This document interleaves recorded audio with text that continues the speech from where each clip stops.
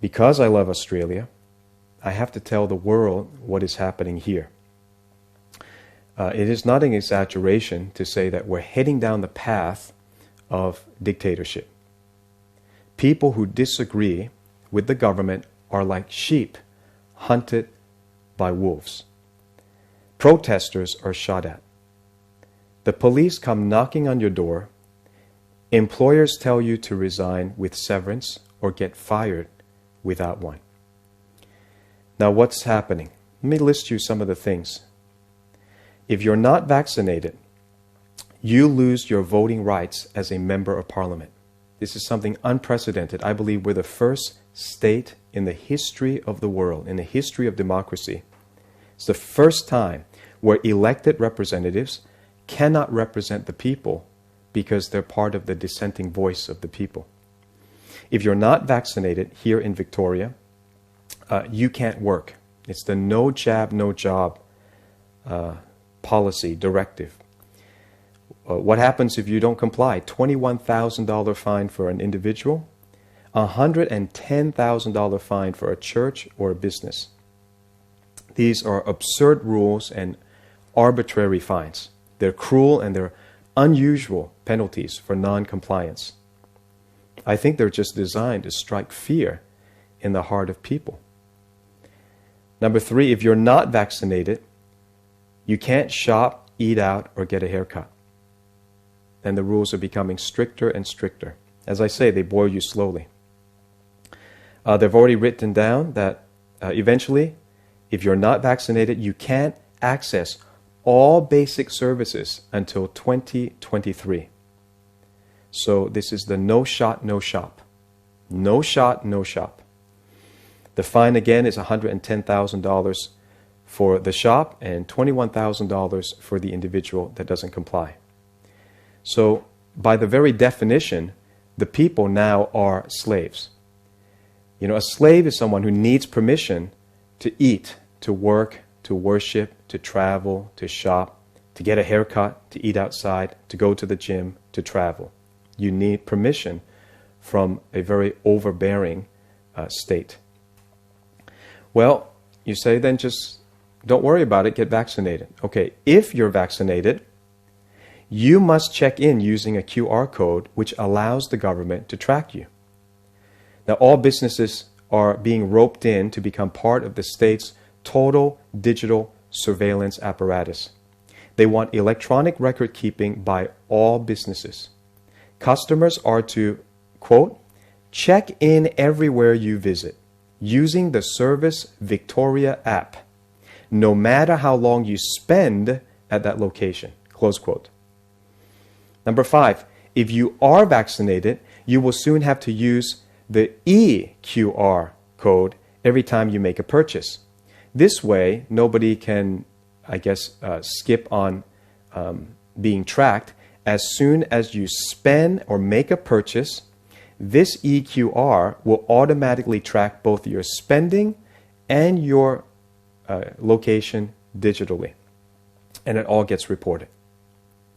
Number 6, all of this is leading towards implementing the Australian digital ID system, which in my view is a totalitarian control over the states. Now some people, they don't believe all this, even living here. It's kind of like the people in Germany. They didn't believe fascism. They didn't believe Nazism was going to murder, in World War II, 75 million people. Not just 6 million Jews, 75 million. They couldn't see it. They couldn't fathom it. And people went to the Olympics when Hitler, put on a show. And the description, when you watch like documentaries about World War II, is how often people say they were surprised by what Adolf Hitler did. So the people here doubt that this is going to lead any further. But in case you doubt that the goal is political control and not merely our medical welfare, on Tuesday, the 26th of October, 2021, the Premier of this state, Dan Andrews, tabled a law to give him permanent emergency powers. Okay, this is not like Star Wars and, the Emperor getting emergency powers, right? I mean, it sounds like a movie. It sounds like the plot of a dystopian movie. This is real. He will be able, when this law passes, to declare lockdowns, impose fines, and impose jail time at his pleasure on political dissidents, anyone who disagrees with him. Normally, a bill would sit in Parliament for at least a month for debate, but 2 days later, it was tabled on the 26th. 2 days later, on the 28th, this bill has already passed the lower house. Now, how is it that they get away with this? Because, again, remember premise number 1 that I showed you. If you are not vaccinated, you cannot enter Parliament or even vote digitally. I mean, we have the internet, right? If you're going to exclude them because of health reasons, elected officials, you're going to exclude them from entering basically like the equivalent of Congress, you could say, okay, we're concerned about our safety, but you have a right to represent the people, so just press a button and send your vote in digitally. Nope. They made sure anyone who doesn't vax or disagrees with their policy cannot even vote. So they can push through, they can ram through things like permanent emergency power. And I'll give you a citation, I'll give you a secular news article that talks about it, because a lot of people don't believe. It's like living in Germany, and people don't believe what's happening and then the rise of Nazism. The ridiculousness of the fines knows no bounds. It reaches even to the children. If you don't wear a mask, the fine for children under 15 is now $181.74. I'm not sure what the 74 cents does, but they make it very precise, I guess.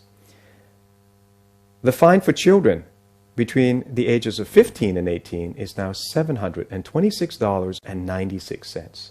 Can you imagine that? Which 15-year-old is going to pay over $700 for not wearing a mask? And what has this got to do with health? Number 8, the government is turning every business and church into a branch of their digital surveillance. They are encouraging gyms, shops, and businesses to have snitches, what they call COVID marshals, to report a breach of emergency restrictions. And they say community members can raise concerns about compliance with directions through a police assistance line, a PAL. You can be a PAL. And they give the number. And I just find that amazing because every police person I've ever met is already overworked. Many times as a pastor, I've had to deal with people who have had break-ins or thefts. And the police either respond an hour later or don't even come. I mean, this is not once or twice. We've had a break-in as a church. We had over $20,000 of equipment stolen. The police never came. When we finally got to them, they took down a report, left. We never heard back. This, somebody's out there with church equipment and, God will deal with them. But the police are overworked. So now you're going to make a special hotline for people to snitch on each other. What does that sound like to you? If you know anything about history, you know that sounds like fascism. Now, number 9, the worst part of all this is actually not all the above. It's not the politicians, because all politicians want power and most of them want it indefinitely. That's no surprise to us.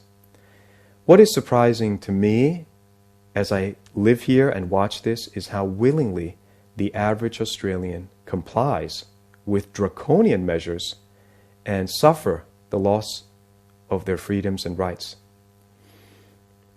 I hate to say it, but Australians tend to be a naive population, and many don't believe that any overreach is happening. Many are like sheep ready for the slaughter, and few understand the history of tyranny. The government, if you're a Christian, you need to know, the government crucified our Lord Jesus Christ. The government sanctioned slavery. The government started the Iraq War on a lie. The government started the Afghanistan War on a lie. I am not anti-government because the Bible tells me that God puts certain people in power for our good. But when they don't act for our good, we need to be skeptical about giving them more power to abuse us. I believe that they should not have powers that are beyond the limits of the Constitution and the English Bill of Rights and the U.S. Bill of Rights. I am for holding accountable politicians who are corrupt and who lie to us. Well, what kind of lie? Well, there's a litany, a whole list of lies. They said no vaccine passport will ever be mandated. Well, that's a lie. That's coming. They said no mandatory vaccine. That's a lie. It's already here in every state. They said there'll just be a 7-day snap lockdown. Well, that's a lie. It became 77 days. And even when they say lockdown is easing, it's not true because it becomes a lockout. They said lockdowns would give us freedom. That's a lie. They said 80% double vaccination will give us freedom to everybody, and that's a lie. Soon they will announce triple vaccination so you can buy your own freedom. And they won't end there because this is the history of tyranny. Soon, if you don't have monthly shots, basically a license to live, you won't be able to access your bank accounts and your property. And it always seemed far-fetched. Fascism and dictatorship seems far-fetched until you're in the middle of it.